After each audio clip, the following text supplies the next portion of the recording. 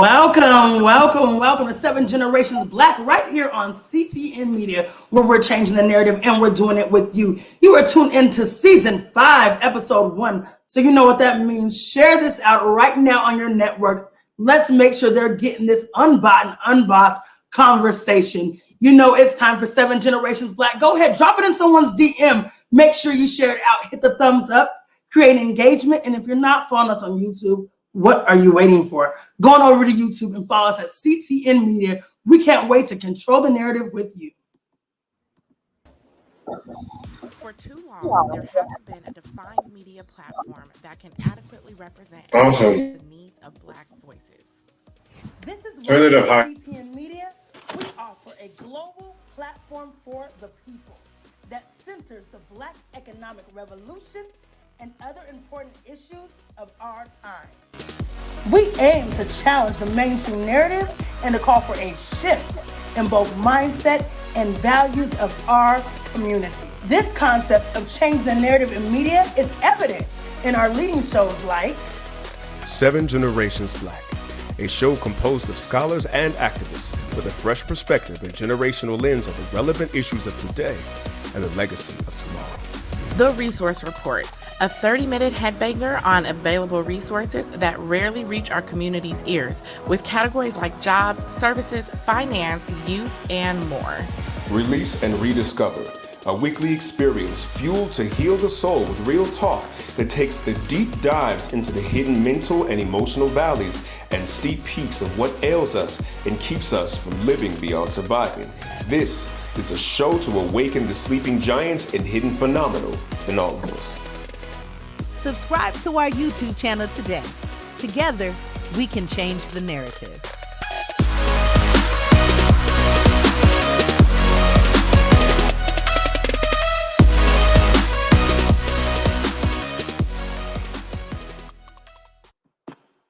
All right, welcome to Seven Generations Black, a podcast powered to equip and inform you, clear your lens, and present you with a new perspective. With my guy, Theo E.J. Wilson, Soul, Lethal, and Jice Johnson. I'm your host, Shay J, and we are Seven Generations Black. Go ahead, share this out on your network. Y'all, it's time to get in this thing. Now, today's topic definitely needs a red pill alert. The topic is self-preserving sellouts. So I will not go any further without hitting you with a red pill alert. This is your last chance. After this, well, there's no turning back.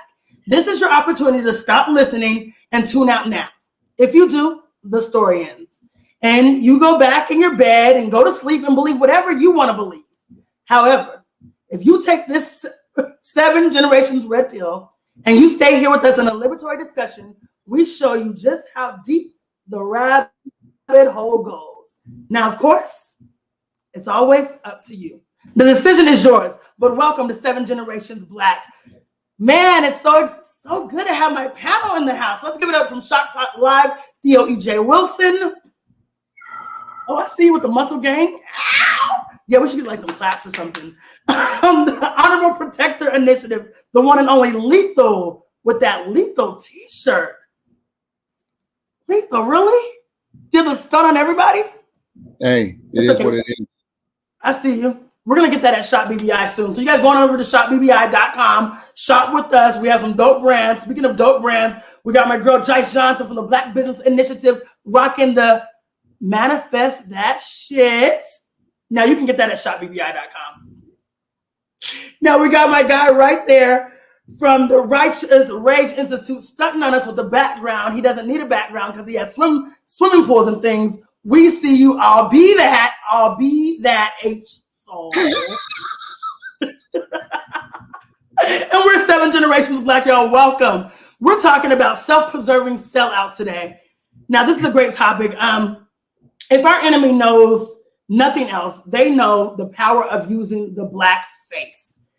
The Black face to represent the agenda, the Black face to represent the Black community, often using it as a manipulative, violent, lucrative tactics. So they tap into our natural tendencies towards self-preserving. They really look at how we put a trusted face in front of us to really help this trusted face misguide us. they often use people and turn them into sellouts. Oftentimes, the very people that we put into office are the very people that put us out of our homes, out of our communities, and sometimes out of our minds.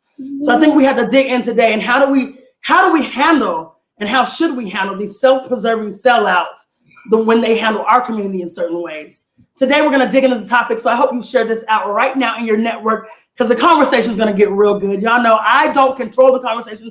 I'm just here to make sure it's had. So welcome again to 7 Generations Black. Let's just hop in this thing.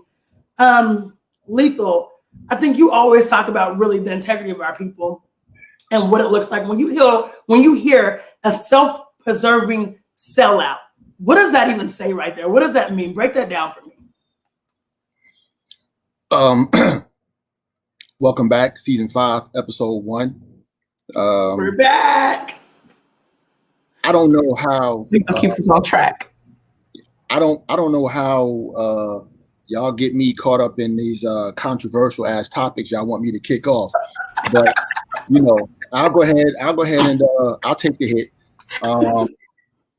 So what is a self-preserving sellout?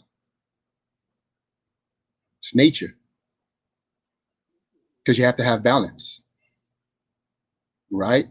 As much as you have people who advocate for the people, for the cause, you have to have those people who don't, who do the opposite. I see them and their purpose as being good and beneficial, because they keep people like us who do advocate, who are activists, who are scholars on behalf of our people, keep us sharp, to keep us on our game. You understand what I'm saying? So they're needed. I want to applaud them for being sellouts, because without them, there would be no me, there would be no us. So thank you, sellouts, for your existence. Man, when I talked about unbossed perspectives, I know there's gonna be a lot of perspectives on here today. That was great, Lethal. You just shifted my mindset a little bit. Let me get my mind together. All right, I was gonna go into this conversation a different way. I'm gonna work on myself now. Jice, when you hear this, I know, you're coming from a different community into this community that we have been immersed in, and really being somebody that is boots on the ground, talking about dealing with the people. And I think you use a lot of integrity in the moves you make, the contracts you sign, the way you could have sold out for a long time ago for a lot more money, but really conscious about bringing your whole community along and having a movement. When you think of self-preserving sellouts, what does that mean as far as leadership, and what do you recognize in that space? First, I'm just laughing at Lethal, because without you, there would be no me. This is a great speech. So this is the Grammys. This is good. I'll be honest. Sellouts, they really piss me off. I think they set us back so far.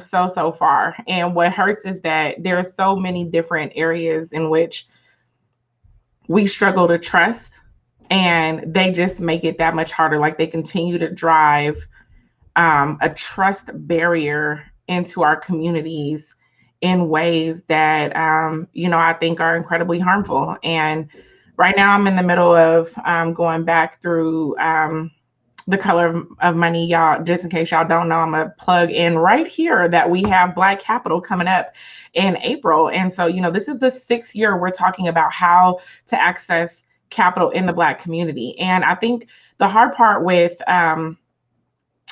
digging into history is the triggers that it sets off for me, especially as I look at what's happening today and I look at what was happening 150 years ago, and it makes me fucking mad. Like, it really, it burned. Like, I can't even, it's not even like, mad. It's like deep, quiet, simmering anger, because 150 years later, we're still using Black faces to move forward white agendas.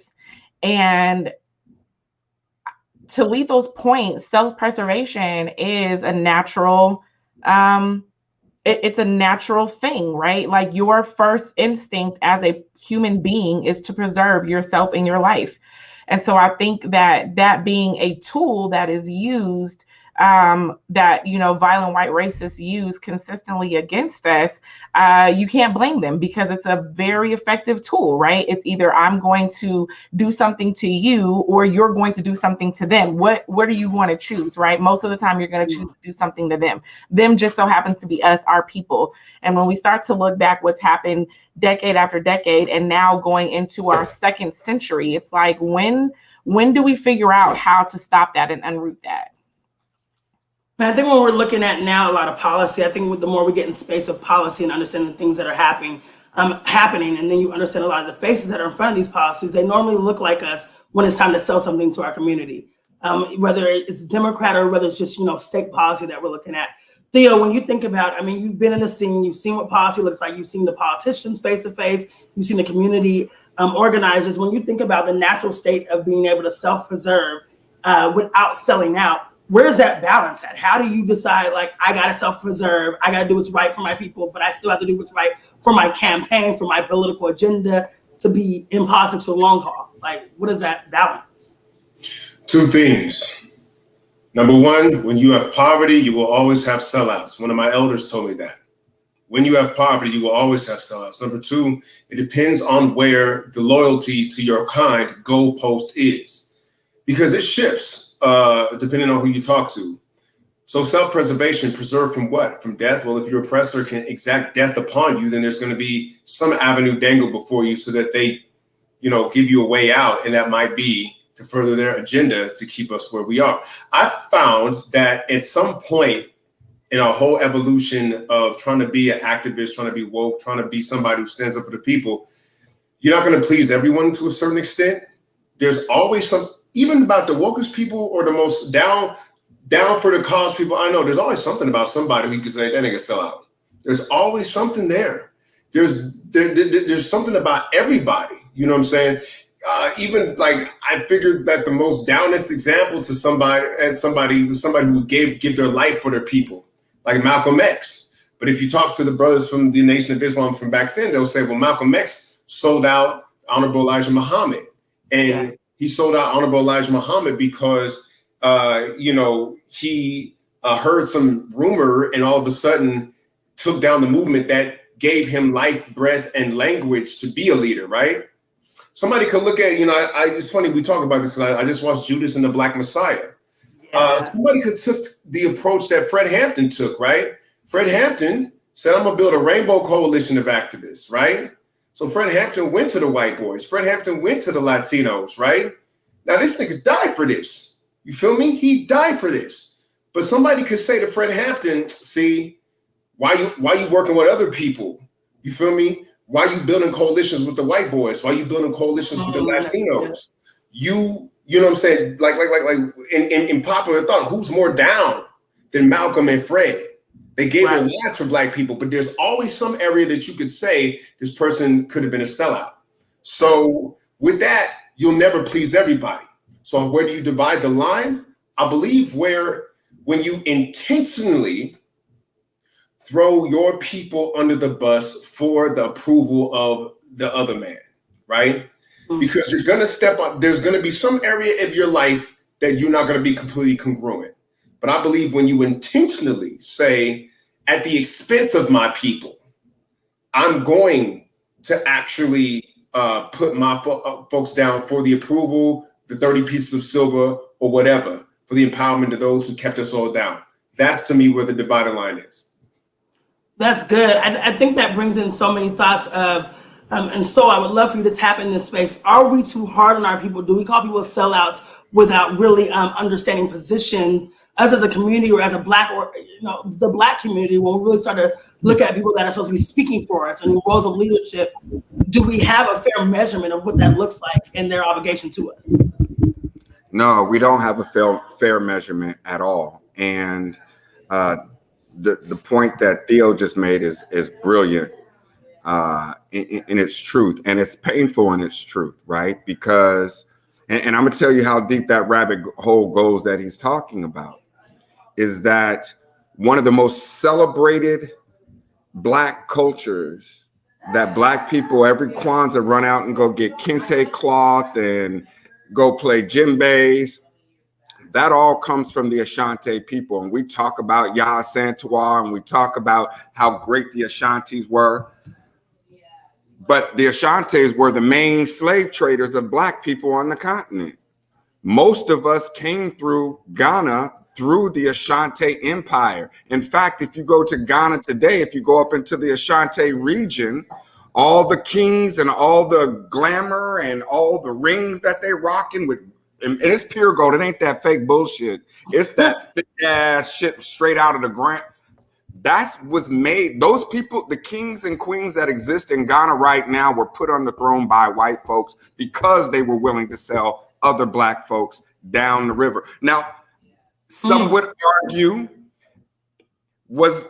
and again, this is to Theo's point, where does that land in the long trajectory of Black history?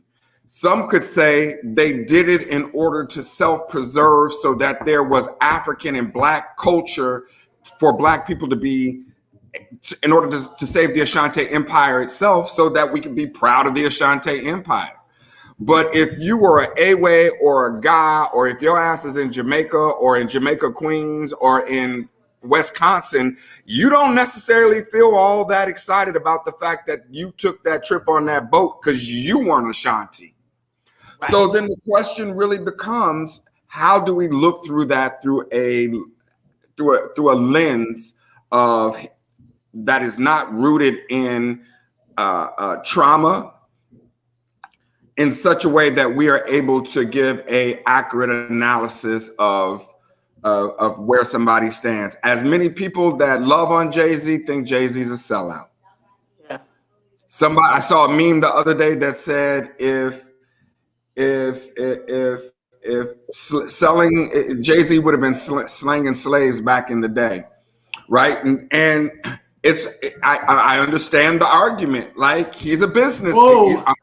He's not a businessman. He's a businessman. Yeah. So, and this is a business too, so I have to stop and pay bills. Do me a favor, share this out right now on your network. Make sure you guys are creating engagement. Do me a favor, ring the bell. Keep supporting independent media while we do this thing over here at CTM Media. Make sure you have subscribed on YouTube while we challenge the narrative and we do it with you. I think you make a great point when we talk about what is a sellout. And like you said, Theo, there's a part of everybody where you can call it a sellout. There's a part of everybody. I think that people can point the fingers. They can say things. I think it's just such a loaded conversation.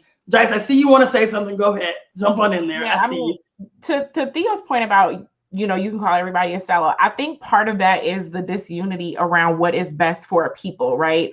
And so, like, to your point, there's this long history, and I think you're going to find sellouts everywhere that you go, depending on what people are considered a sellout, right? So you're right. Like, to the Ashanti people, they're not a sellout to the Ashanti people. They were a sellout to what ended up down the river, what we see today, the diaspora and a people who don't really know who they are and don't belong anywhere. And so, we can look from that lens, but I think part of it is not knowing or not having a cohesive vision for where we need to move. So then, it's almost like everybody, or a lot of people, let me not say everybody, a lot of people feel like it's every man for themselves. Let me figure out how I'm going to make it with me and mine, because I don't know what we're all doing, right? And so the one thing that I struggle with that is in the difference between 150 years ago and today is, in most cases today, you are not facing the same type of physical threat and violence that you would have been facing back then. Now, when we see sellouts that are selling out for their career advancement, selling out for more money, selling out because they know that they have influence inside of our communities in ways that would allow for them to advance at the detriment of everybody else.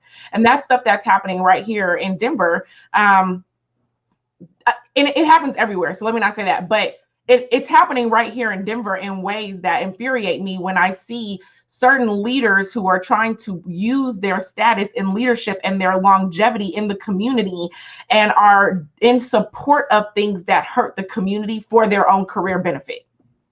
And nobody wants to call them out, right? And I'm first of all, I'm not even a fan of the call out. Y'all know that. I always talk about that. But what do you do about those people that actually makes an effect on, that affects them in a way that removes some of that power or removes the influence or at least alerts the community, not in like a tell all, bashing them kind of way, but in a very factual, this is not good for the community and you will not do this to us way.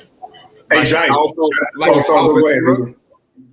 So what I want to speak to real quick, because we've had this conversation before around words and how they have meanings and the meanings of words matter. And Jice, has used the word community several times in making her point. And I agree. We don't have one. But we're not a community. You understand what I'm saying? So the absence of a community, right? In my opinion, it is providing that space for sellouts to be able to do what they do, right? Because when you really give it some thought and you really think about it, a community has an agreement, right? And that agreement is in what direction they want to move from a political, from economical, from a social, spiritual, et cetera, all aspects of life perspective, right? If we were a community, it would be that much harder for sellouts to be able to take advantage and leverage for their advantage that which they have been exploiting, which is our disunity. And, to that point, Lethal, I see somebody right here in the comments saying, on my watch, they're saying, okay, what about when there is no common thread of thought process? So I'd rather individually help my group and my people because I know that we have a collective thoughts. So if there's no collective agreement, if there's no collective thought, what is it like?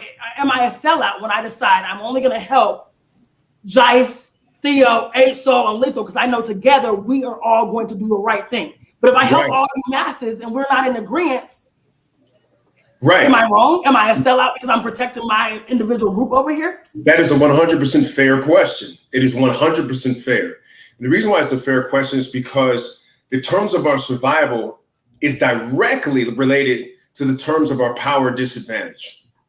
And we have to look at that, right? There's people who say, you'll hear certain Black conservatives say, the best way for me to help the poor is to not be among them. You know what I'm saying? Yeah. And to them in their personal experience, like I really listen to guys like Larry Elder, Thomas Sowell, who are the Black conservatives who I think might be honest about how they feel. I don't listen to Candace Owens. She's 100% dishonest about how she feels. She's more of a shock jock. But if you listen to some of the Black conservative guys, you know what I'm saying? I get where some of them are coming from, right? There is a square inch of possibility that has been widened to maybe like 6 inches of possibility due to integration, where a driven, focused, inspired Black person can create individual wealth. Yeah. And in creating that individual wealth, they supposedly provide an example to white people. This is the capacity for Black people. We are just as intelligent, so you should hate on us. And in that symbolic representation, they feel that they're striking a blow for their people. There's people who be like, I'm going to get this money, and if I do live in the suburbs, what do you expect? I'm not Malcolm X. I can't go change the community. Y'all killed Malcolm and Nipsey. So if I move out to the burbs, fuck you talking about, right? The bar is very interesting, right? And so it's all, however, linked back to our power disadvantage. It's all linked back to the fact that we have been economically and militarily castrated. That's what. So here's the point about that, though, Theo, and I hear you, and I'm in agreement, by the way, is that out of one side of our mouths, we tell people that before you help somebody else, put your mask on. And then on the other side of our mouths, we say, oh, you're just looking out for you. But then who governs that balance between the two, right? You can't save nobody until you save yourself. And then on the other side of our mouths, we say that, that you've sold your people out. Many people criticize Master P for selling trash ass music, but then how many Black people did he employ? Right. How many How many black Right. people did he And, put on? and to that point, so, and I see somebody writing this in the comments. So they said when they think about Jay-Z, they think about him moving like a billionaire, like a Warren Buffett, a Bill Gates, a Donald Trump. He's moving like a billionaire. A lot of people said when he went into the whole deal with the NFL, a lot of black people were angry with him. And the other part of the conversation was, do you know how many black people were employed in the Super Bowl that would have never been employed? Do you know how many black people made their first million because of Jay-Z, got their first real stack because of him, that were black, that would have never been able to even have this level of attention on them, but because somebody like Jay-Z did what he did, where are we at? So here's the point here, is that even when Jice was speaking, right, she rocked with a particular politician that I just could not I couldn't rock with this mother sucker at all.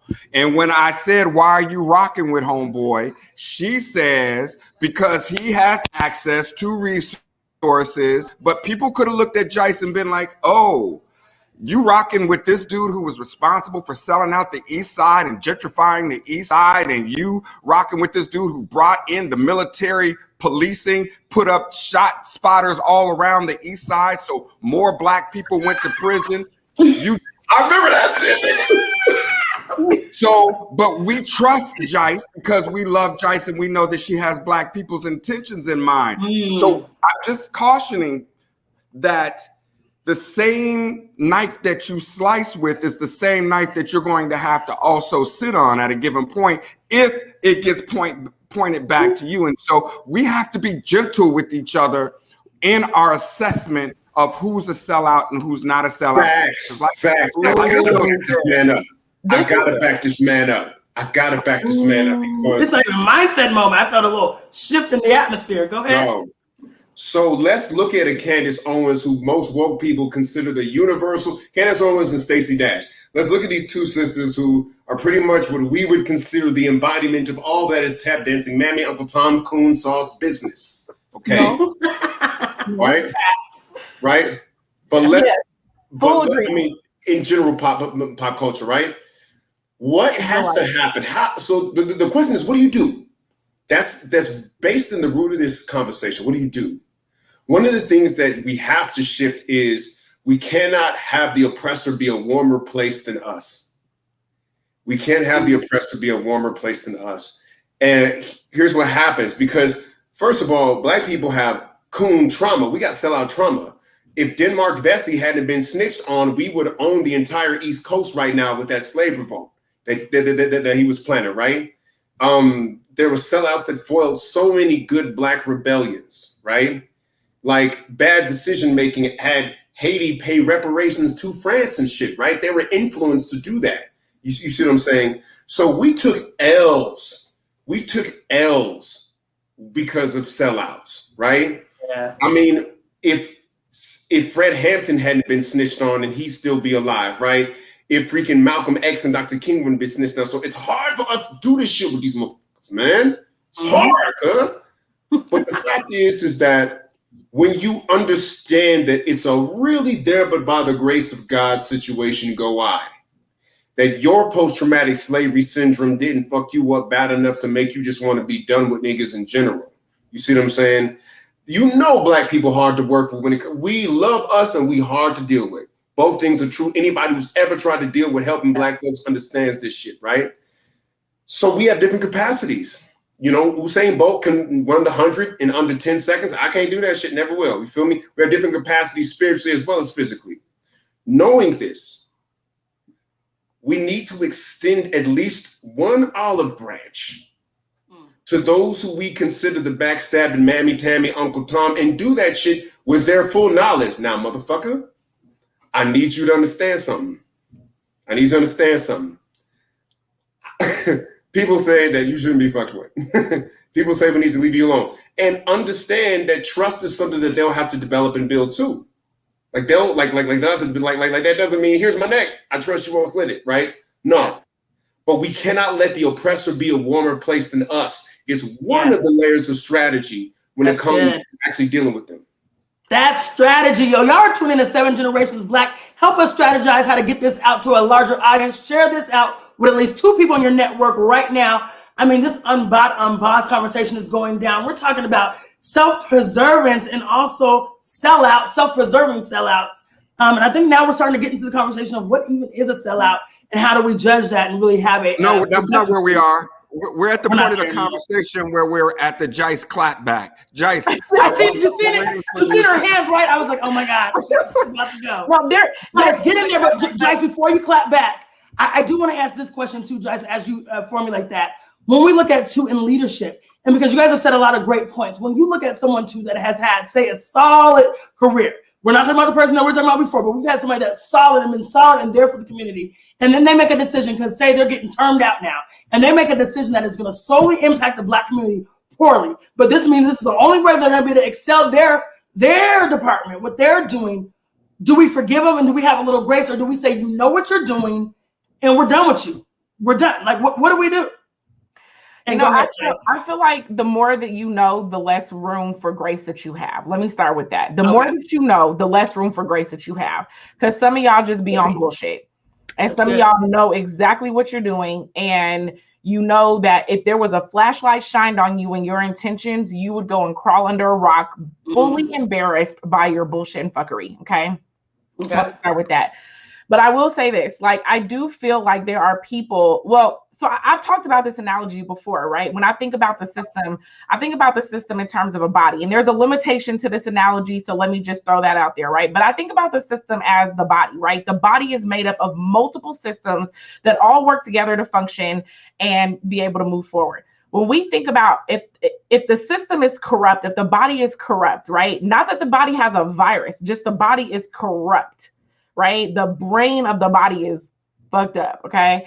So when we think about that, what are the ways in which we take that body down? Because we talk about taking down a system. I think we have to see what that looks like. So I always talk about there's at least 3 different silos in which that works, and that we should be having conversation across those silos. And that's never happening. The first thing is you got the people who are on the outside who are loud, right? So we see those people. Those are people who are protesting loud, tearing up shit, interrupting meetings, being disruptive, right? Those are loud people on the outside. That is an annoyance to the system, but the system can still function perfectly fine with that annoyance. But it does irritate the system, and it spends time and its attention brushing off and batting off all these little, flaps and gnats and flies and doing whatever, right? But then you have the viruses that have to happen on the inside of the system. And this is where I think we as a community mess up. Because first of all, we are not cultivating viruses to infiltrate the system in a way that actually brings it down. Because if you think about a virus, you don't pass by, catch a virus, and then you instantly sick, right? 3-4 days down the line, a week down the line, and now you feel sick. That means that the virus has been in your system and has infiltrated all its way through, and it's messed up, and it made the body believe that it was part of it until it started attacking, and now the body's got to figure out what to do, and it's got to turn on all its sensors, right? We don't have any viruses attacking because we haven't strategically placed people to be a virus. And if we did currently have viruses, we would call them Uncle Toms and sellouts right now, because they have to work their way through the body in order to be a virus to attack the body, right? And my issue with that, and why I don't mind that most of the time we do, is because most of them ain't viruses. Most of them are self-preserving, and they're trying to figure out a way to preserve and get ahead for them and themselves. They are not thinking about the community, most of them. But if they were, the way that we see them, we'd all call them sellouts.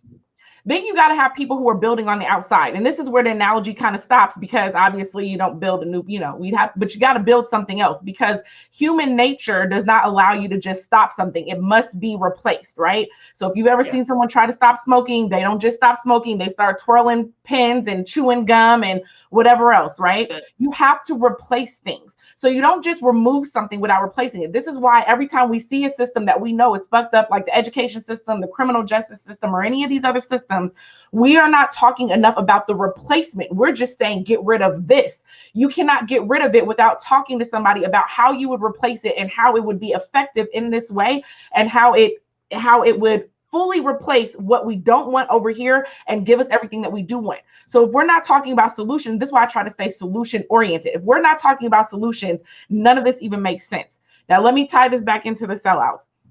We don't have anybody coming back up in the system. What we have are people doing what they need to do for them.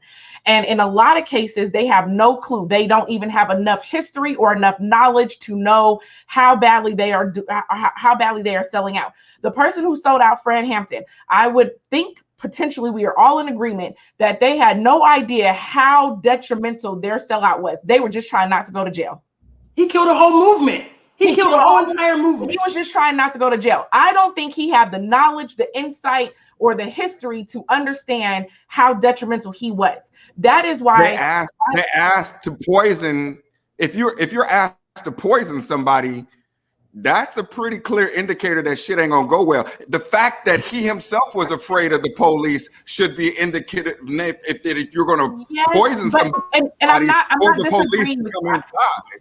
I don't disagree. I think that he could not have understood the magnitude of the implication because I don't think that he had enough context historically or presently to have understood all the moving pieces that was going to what. Yeah, but you don't need all the magnitude and context not to say no. I'm not going to if somebody tells me to put a drop or two in Lethal or Theo's drink.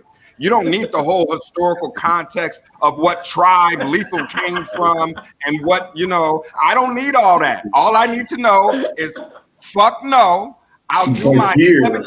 Listen, it was only 7 years. So here's the funny part about what Jice is saying.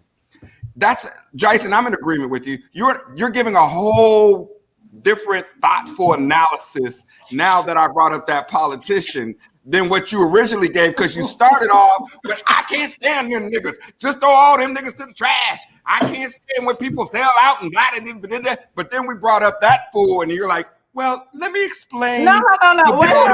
Systematic. I like this. One of our audience members said, we need a systems approach for systematic issues. That's good, sis. We hear that. But wait, let me defend this right quick, because we are not going to act like You're not defending them. We know. Anyway, changing my tune. What I am going to say, because if anyone on this panel has had more conversations with me about who I want to work with or who I choose to work with, it's actually H. I have called on several occasions to be like, I'm not quite sure how I feel about this, because things go against my integrity. And then if it goes against my integrity and I can't see how to connect those dots, there are places that I struggle. But I will say that my thought process around it, because when we started the Black business, it was like blackity black, black, black. Nobody was even, I don't even want nobody else's money but Black folks' money in order to support this organization to grow. And what I found out is Black folks ain't have no money. And if they did have any money, they weren't giving it to a Black organization in order for a Black organization to help them get up out of the systems and the issues that we were facing. That's not where our mindset is at, right? So then how do you walk into the white community and extract resources out of that community and bring them back to our community? I think that's a different conversation than to say you have to have money in order for me to go and help the rest of the community. I believe that you cannot give from a place of poverty. I agree with that to a very, very big extent, right? And then I think there's a place of sustainability versus greed. And that's where we start tipping the scales. But what I recognized was that one is that white folks owe us. So when we go in and we extract the resources that they have, we're really taking back resources that they built off our backs and we're bringing it back to the community. But you have to do that in a way where you can maintain your integrity. So I have had people who have requested that I do things that are against the integrity of the organization. They want me to talk about people of color. We don't talk about people of color in the Black Business Initiative. It's about Black folks and the Black plight, right? We don't go in and take dollars and then change our messaging. I've had Black people who I worked with who said, I don't want to use that messaging. My sponsors don't like that. Well, you cannot sponsor the Black Business Initiative and control any part of our messaging at all, period. You can put your logo on it and it's going to go exactly with the messaging that we say. But I say all that to say is that there is a place where you have to gain access and you have to recognize who has that access. And we watch gatekeepers all the time block that access. And so how do we stay true to what we're doing and also gain access to the next level of resources that we need in order to bring it back? So if you're going to BBI programming and it's for free, it's because I walked into those spaces and places that we don't want to go in. And I extracted white resources and brought them back to the Black community and then gave us all the resources for free. Hey, I got to say something because y'all brought up a very interesting point. When you look at Du Bois' position against Garvey, you realize that many people who do sellout shit thought they were working for the people. A lot of people who thought that they were actually, who now history has shown, yo, Garvey was actually the one, right? Now we know Garvey was the one that we should have been listening to.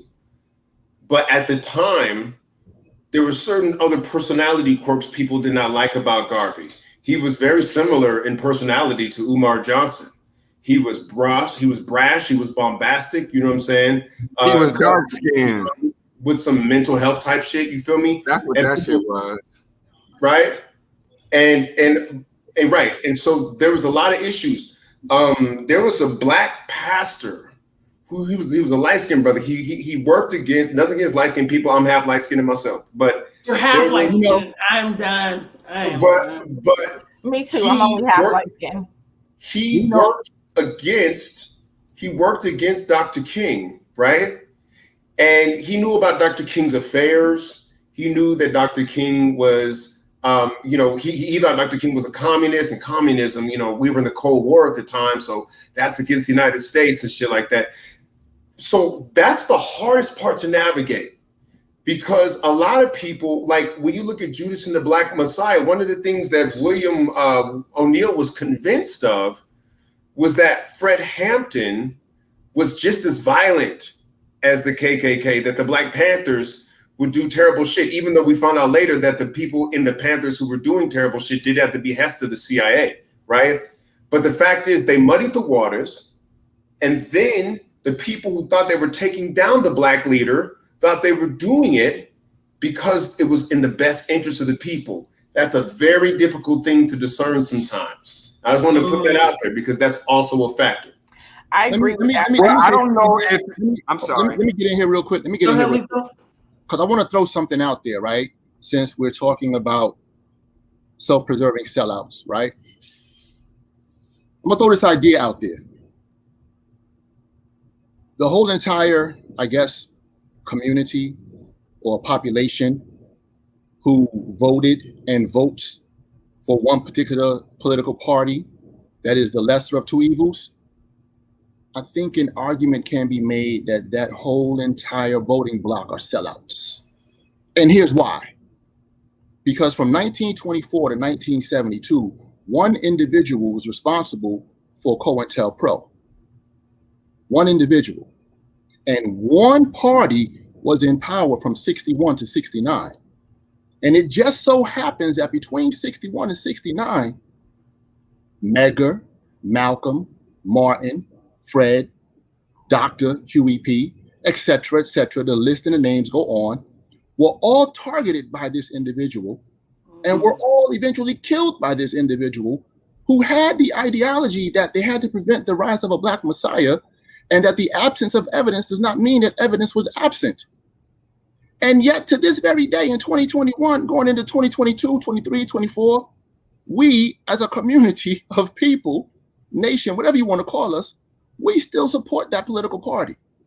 But yet every February we cry and mourn the deaths of the very individuals who were trying to lead us away from the oppression that we're suffering from.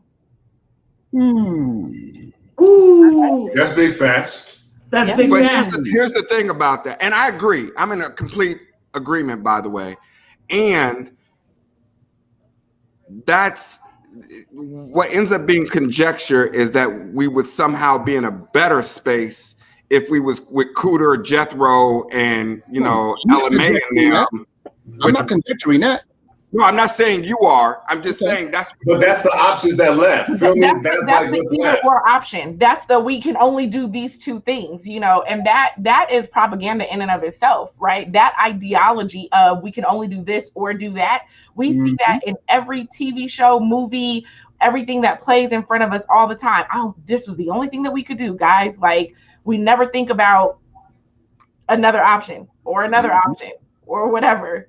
And I think you're coming up to so many different points. I think even right now we're watching in this community, the conversation that's happening around someone we all know in the Colorado community with Albus Brooks. When he left the party, he decided he's no longer going to be a Democrat. And now the conversation people are having, oh, he's a sellout. He was a Democrat for all these years. How is he going to, not be a Democrat? He said, well, I'm not going to be a Republican. What I'm saying is, can we look at the other options of there needing to be another party, because neither one of these parties are good for us. I think there's so many conversations that start to happen. Talk about shit, dog. Man, listen. That particular brother, I have had personal conversations with, where I warned him of the moves that he was making, and he made them anyway. At the destruction of Black business, at the destruction of the community as we knew it, right? And I'm talking about, I warned you. I'm going to let you know I'm going to write this article, blood. I'm going to let you know that I'm going to come at you in public, and I'm going to let you know that it's not going to be no different when I come at you in private, right? And so he doesn't want to be a Democrat anymore. It's no question that the Democrats were once the Dixiecrats, right? There's no question. They were in the South, like they were the conservatives of their time. The conservatives of their time, of this time, has simply switched parties, right? But the conservatives have always been our enemy, right? When it comes to like who's willing to do shit. So now, but like nothing's changed with Black people. We were always the liberals of our times. Like there was a time when Black people could only run for office for one party. They were called Republicans until the paradigm shift of 64. You see what I'm saying? It was so drastic that literally it switched everything around. So we've always rocked with liberals. Lincoln was a liberal. He just happened to be called a Republican. The Republicans were liberals. Frederick Douglass was a liberal. We've always been liberals. It is what it is, right? But we're dealing with a cartel. People don't understand that modern politics is literally the definition of a cartel. A cartel is an agreement between two competing firms to edge out competition from all other competing firms. That's it. Democrats and Republicans are literally the definition of a cartel. We will use our collective power to create a duopoly, not a monopoly, but a duopoly of this voter market, and we're going to edge out everybody else who has good ideas if they don't join our party.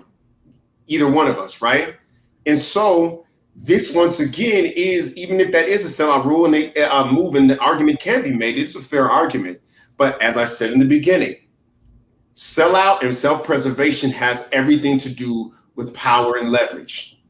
Now, 7 Generations Black is having a conversation of, let's set the goalpost out 7 generations. Yeah. Because selling out and destroying Huey P. Newton and Marcus Garvey was against the 7 generational move, right? Yeah. We know that now. See, and that's 7 generations is here so that we clear up the fog. What is the long game move? And I think that is the best way. That is the best. These 7 generation questions are the best questions to ask in order to figure out what is the move for the people and why and how to go. Because and just real quick to your point, Theo. Let's not forget in our description of Garvey, it can be argued that no one left this planet a bigger Garveyite than W.B. Du Bois himself. W. Du Bois died a Garveyite. He died living in Ghana. He died setting up his wife, Shirley Du Bois, opened up the first television station in Africa owned or run by a Black woman. He died opening up the Pan-African Center. So this is the point that I think is that should be made in this.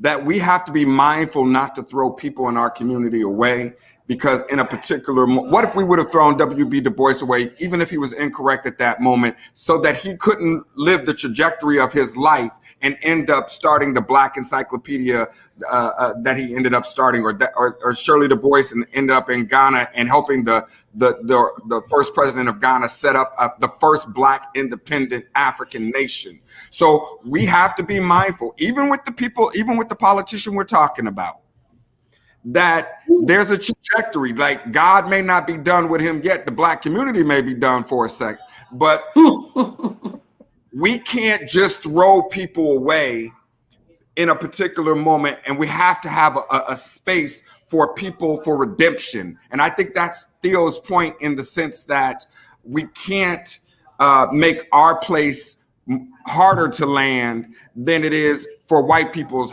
place to land, because the truth of the matter is Black people, we could be, because of our trauma, we could be real fucking hard on each other. Ooh, yes, we can. And I think you led us to the most important moment of our show, which is where we really come up with solutions. This is called our mindset moment. And I think we just got to get real about the mindset moment, the mindset shift in this. When we look at self-preserving versus someone that's really being a sellout, how do we think from a 7-generational lens? How do we lead our people to really think about this from a 7-generational lens when they're making thoughts, especially people that are in leadership? Because we know there's a lot of leaders that tune into this show. There's a lot of people that want to hear what we think about their leadership. And there's a lot of upcoming leaders. How do we help them shape out these thoughts in a 7-generational lens for what we're trying to build as a community? I'm gonna start with you, H Soul. Well, I'm gonna end it the way that the Black Samurai LETHOL started off this conversation when he mentioned that it's important to understand that some people will fall in that lane right now, and to let them rock that lane, because on a certain level, it will elevate the people who are really sincere in doing the work, rather than to focus our time trying to point and tear those people down, that we stay focused on our agenda.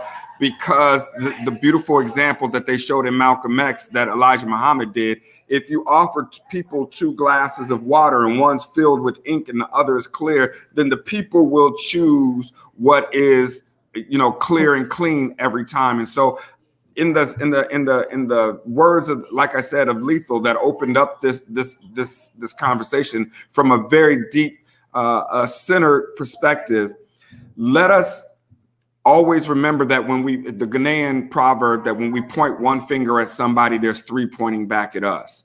And so in doing that, let us be mindful that we are about doing our journey, that we're about doing our work, and let other people, people are going to make their mistakes. People are let us be focused on us. And when there's possible, I'm pulling in Theo's point, let us offer Black people a soft space to land, so that we don't push them into the enemy's camp and then thus really seal our fate on because of mistakes that people make in their journey.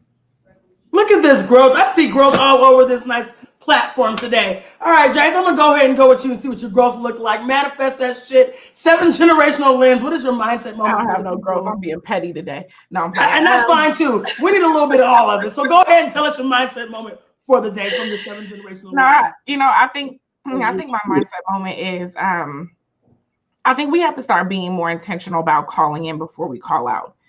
And I've always said, as I'll say it over and over again, I never think the call out is effective because it automatically puts people on a defense, right? But I do think that when we see something in our community, particularly from those that are leaders that are not in alignment with what is in the best interest for us as a whole, whether you believe we have a community or not, I do believe that we have a community. I think we have a global community and a local community and a community, across this diaspora that ties us together in certain ways. But I think that we have to be intentional when we see things that are harmful for whatever level of the community that we are, seeing that at, in particular for leaders, for people who have positions of power, for people who have access, for people who have resources, and for people who have a stronger voice and a voice of influence. We have to be intentional to sit down and speak to them and at least work on trying to reason with them and see how we as other leaders can come in and help provide whatever it is that they are thinking they need, that they would be selling us out for. If this is for career advancement, if this is for wealth, if this is for preservation or power or access or resources, how can we help to provide you with what you need before you sell out the rest of the community for your own advancement? Thank you. And I just think that is an intentional conversation, because we do recognize that self-preservation is important. We do recognize that so few of us have the opportunity to pass on intergenerational wealth. And if you get it, you're probably going to try to hold on to it, right? So how can we help you get there before you sell the rest of us out and keep the oppressor's boot on our neck? Come through with that unboss perspective. I liked it. That was good. We're going to keep going. Theo E.J. Wilson, I would love to know from your 7-generational lens, How do we look at this self-preserving versus being a sellout, and how do we prepare our culture for a shift? We have to remove the self-imperative initiative from those who oppress us and put it back in our hands. That's the first important thing. And I believe that that's what the Black Business Initiative does. I believe that that's what, when we try to create, and when we successfully create Black institutions like CTN Media, where we can tell our narrative, then it means we can play by our own rules. And that means that we can set the initiative. We have to be realistic about the battlefield. When there's poverty, there will be sellouts. You have to understand that. That's what's keeping Africa so corrupt. The poverty bites hard into them. You see what I'm saying? Corruption is a response to lack. All right, and we got to look at who created the lack and how to out-engineer the lack. I think that's one of the most important things that we could do as a people, and understand that. You said something very important, Soul. You said that the knife you cut with will one day be the knife you have to sit on, right? And that's something that I always keep in mind. Compassion, that word is never too far from my dialogue. Kindness is not too far from my dialogue, because I needed it. The times that I've transformed there was room for stick. There's also room for carrot. Now, we got way too much stick and not enough carrot a lot of times. Stick is good because it stops, like, that fears it. Okay, I ain't trying to be a sellout now, nigga. All right, I gotta be careful. There's that stick is necessary. Fear of selling out is necessary to a certain extent. It actually does serve a purpose, right? But also, the carrot is underdeveloped. Compassion is underdeveloped. You see what I'm saying? And when that's underdeveloped, self-righteousness gets overdeveloped. And I think that if we were to look at our former selves in another time, we would call that motherfucker a sellout. We would look at who we used to be like, man, I can't even deal with you. You know what I'm saying? Yeah. So how do we evolve? My community was a warm space for me eventually. There was a time where it wasn't.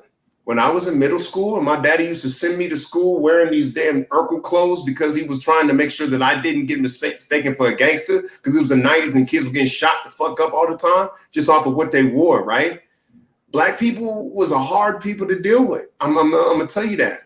It was my elders who were Afrocentric elders that pulled me in and showed me, no, what you're looking at is the result of 400 years of trauma. That's why Black people are difficult to deal with, right?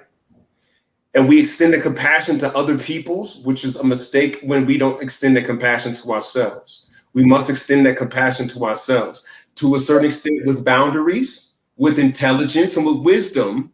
Not doormat to motherfuckers who will not do right by us. But we need to understand that offering the olive branch to those who have sold us out is actually wise strategy to a certain extent, keeping in mind that stick is also there for them, and that's going to play a part too.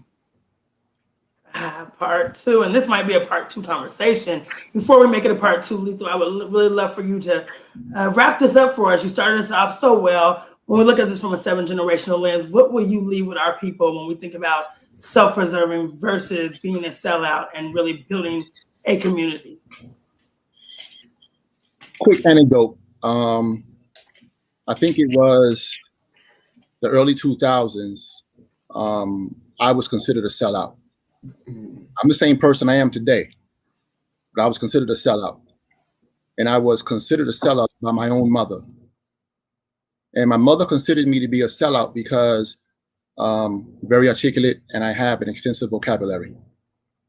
What my mother forgot was that it was her who helped develop this extensive vocabulary and my ability to be articulate, because at the age of 8, she had me writing verbatim the dictionary and the encyclopedia. You understand what I'm saying? Steel sharpens steel. And while a sellout may be an individual that we view as grotesque and unbearable, at the end of the day, we may not consider them to be steel, and our opponents may. And if they are steel, then they're steel. And if you're steel, then you're steel. And steel sharpens steel. Black people, we are not monolithic. And we should not want to be monolithic in our approach to what it is we want to achieve for our people. Being monolithic in your approach for what it is you want to achieve for your people ends up in shit like January 6th occurring. You understand what I'm saying? We just have to agree on what the end result is. How we get there is up to the individual, as long as the path that is traveled does not derail the other efforts that we have out there that we know are in the best interest of our people. You understand what I'm saying? So having said all of that, don't be bothered by sellouts. Balance must exist in nature. And no matter what we try to do, we cannot control nature. The best you can hope to do is to live your life in tune with nature and master living in tune with nature, but you will never be able to master nature. And what that means is there's always going to be sellouts. So let their existence help you sharpen yourself. And that's my mindset moment. Now, this has been a 7-generational conversation right here on CTN Media, while we continue to challenge narrative control, create, and cultivate. Make sure you tune in next Tuesday for these unbought and unbossed perspectives. We come in every Tuesday, 4 p.m. Mountain Standard Time. It's 7 Generations Black. You have tuned into Season 5, Episode 1. Remember, there is no power for change greater than a community discovering what it cares for and what it values. Here at 7 Generations, we're going to make sure we get those values intact and we think about it from a 7-generational lens. Until next time, peace and love, and hustle hard for your last name. Peace and love, family.